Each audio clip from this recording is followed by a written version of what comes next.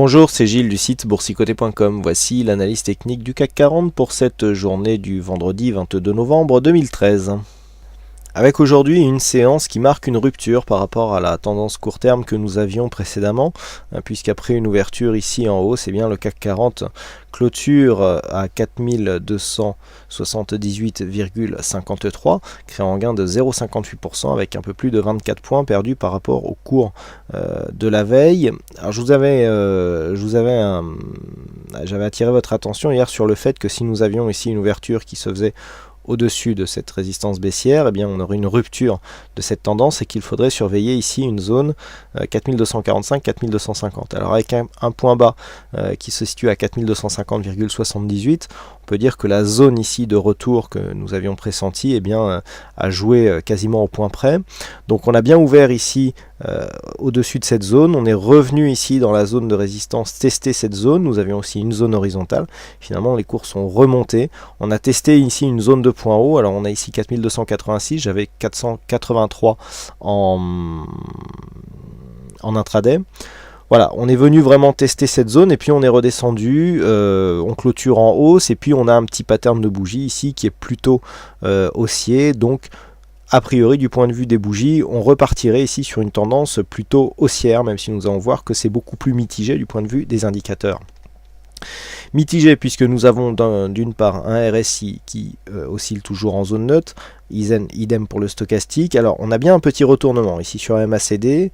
En détaillant, voilà, on peut se rendre compte que on a ici une phase de baisse très hésitante, phase de retournement, phase de baisse et ici on se retourne. Alors effectivement, il y a deux choses. La première chose déjà, c'est que le fait que l'on se retourne ici dans sous la zone d'équilibre irait plutôt dans le sens d'une tendance baissière. Par contre, le fait d'avoir ici des points, des extrêmes qui sont de moins en moins volatiles, si on prend si on prend ici les retournements tels qu'ils étaient précédemment et que l'on compare avec ceux que nous avons maintenant, on a effectivement une baisse de la volatilité des tendances. C'est tout à fait compatible avec le fait que nous ayons une évolution en range. Donc le fait que l'on se retourne ici, on change la dynamique court terme, mais du point de vue du fond de la tendance, on reste toujours aussi indécis. Du point de vue des volumes, là par contre ça se corse puisque nous avons, j'attirais votre attention sur le fait que nous avions précédemment des volumes qui intervenaient sur les séances haussières supérieures aux volumes qui intervenaient ici sur les séances baissières. Avec cette séance de cassure qui s'affranchit d'une résistance de tendance, avoir si peu de volume, donne justement peu de significativité à cette cassure. Je m'explique. Lorsque nous avons une cassure, il est important de valider cette cassure par une hausse des volumes.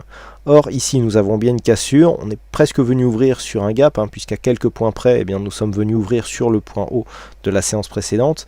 On valide ici un retour sur une zone significative, et ensuite on remonte, on va retester une autre zone. Je vous avais dit qu'il faudrait s'affranchir de cette zone pour commencer à avoir une vraie dynamique haussière, et venir tester ici cette zone à 4310 points. Voilà, on s'est arrêté ici, par rapport à la reprise, je dirais que c'est une petite reprise, mais elle n'est pas nourrie de volume. Donc, personnellement, pour moi, cette cassure préfigure d'une continuité d'évolution en range. On n'a pas de réelle conviction haussière sur ce mouvement. Certes, nous avons ici une ombre basse beaucoup plus développée que l'ombre haute. C'était aussi le cas précédemment.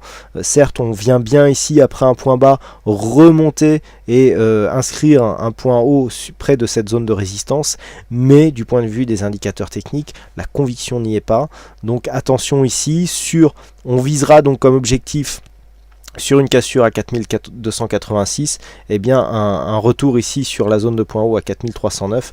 Après, la poursuite des événements sera d'un tout autre ordre.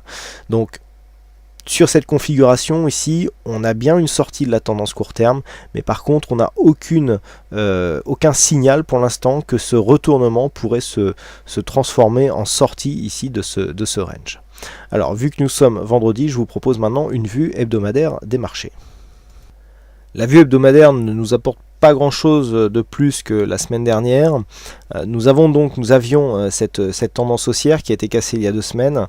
On avait confirmé la sortie la semaine dernière, mais sans marquer de biais directionnel très marqué.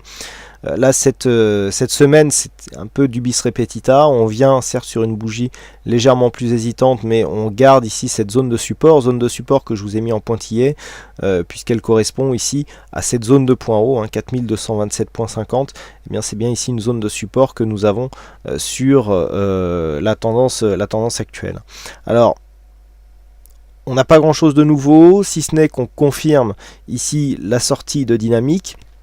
Sortie dynamique pour l'instant au profit d'une phase neutre. Donc pour l'instant, l'ancien support ici se transforme en résistance. On voit que si on casse ici cette zone la semaine prochaine, eh bien l'objectif dans cette continuité reste assez conséquent, puisque cette résistance ici nous emmène presque au niveau des 4400 points. Donc ça ne veut pas dire qu'on va y aller, mais on voit ici qu'au cas où on a une amplitude possible qui n'est pas du tout négligeable. Alors sur ce tracé, par rapport à la fin de la tendance, on peut se permettre de tracer maintenant un retracement de Fibonacci.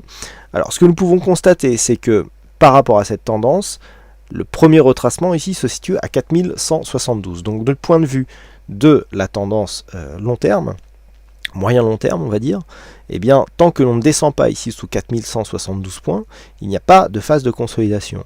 Donc là nous sommes dans une sortie de dynamique avec pour l'instant une phase de consolidation à plat, mais pas de retournement, pas d'accès baissier. Si toutefois nous venions dans les prochaines semaines à casser ici cette zone à 4172, nous aurions un premier objectif qui se situe à 4058 points, 4057,9, donc 4058 points en premier objectif puisqu'il s'agit du retracement des 38,2%. Mais par rapport à cette sortie dynamique, rien de bien nouveau. On n'a pas de pression baissière qui commence à s'exercer sur ce mouvement. Il n'y a pas non plus de volonté de passer à une tendance haussière. Donc pour l'instant, on neutralise un petit peu les flux et on est dans une posture d'attente par rapport à cette tendance moyen-long terme. Au regard de tous ces événements, comment maintenant trouver des points de repère pour la prochaine séance de lundi prochain? Alors, nous avons les zones ici, point haut, point bas, qui étaient précédemment des supports résistance déjà identifiés, qui joueront certainement un rôle prépondérant pour la séance à venir. Nous avons cette zone ici à 4286 points, on est 4283, 4286, qui jouera certainement une zone de pivot, pas dans le sens indicateur, mais dans le sens dans le terme. Le pivot, le point, le tournant de la séance, tout se passera au-dessus ou au-dessous de cette zone. Si on n'arrive pas à la franchir, un petit peu à l'image de la séance qui a eu lieu aujourd'hui, eh bien on risque de retourner sur un accès baissier, et là on pourra avoir ici phase de baisse, rebond technique et poursuite. Donc là, attention, sur ce mouvement, ici, il faut maintenant absolument confirmer par une cassure des 4286 points. D'ailleurs, cela va très certainement nous être confirmé par les retracements de Fibonacci. Voilà, on va enlever les précédents. Si on trace les retracements de Fibonacci sur la précédente phase de baisse, voilà, nous avons ici cette zone qui représente la médiane quasiment de cette zone 50-61,8. Et on sait que pour invalider ce mouvement baissier, c'est-à-dire pour repartir à la hausse, il faut absolument s'affranchir de cette zone et donc casser cette zone de résistance horizontale qui se trouve dans la zone 50-61,8 et la zone des 4293 points, puisque le retracement de 61,8 nous donne 4292,9. Par contre, à la baisse, eh bien, vous vous rendez bien compte qu'ici, cette zone de support résistance représente le retracement des 23,6%. Ça c'est assez net, on est venu s'appuyer sur cette zone et donc tant que l'on restera au-dessus de cette zone, eh bien il y aura possibilité d'un rebond technique. Ici à partir de retracement à 38,2, c'est-à-dire 4266, il peut y avoir un retour à un mouvement baissier, mais la confirmation se fera ici sur une rupture des 23,6 puisqu'on reviendra ici sur un possible contact avec les 4222 et qui plus est, nous casserons ici la dynamique qui nous est donnée par la loi de Dow puisque nous casserions ici ce point bas et donc on arrêterait de marquer des points hauts et des points bas toujours de plus en plus haut. Donc à surveiller pour la semaine prochaine. Donc Zone qui devrait être la zone centrale de la tendance, ici les 4286 points. Zone basse intermédiaire, enfin zone intermédiaire 4266 et zone de point bas 4249, pour qui une rupture équivaudrait à un test ici de la zone des 4234 points. Voilà donc ce que l'on peut dire sur cette analyse technique du CAC 40. Alors aujourd'hui il y avait encore un jeu du fixing, c'est Péchou qui gagne à cette session. Bravo à toi Péchou. Et puis quant à moi il ne me reste plus qu'à vous souhaiter à toutes et à tous un bon week-end. Bonne chance au prochain trade et on se retrouve donc dès la semaine prochaine pour d'autres analyses techniques en vidéo. Bonsoir à tous.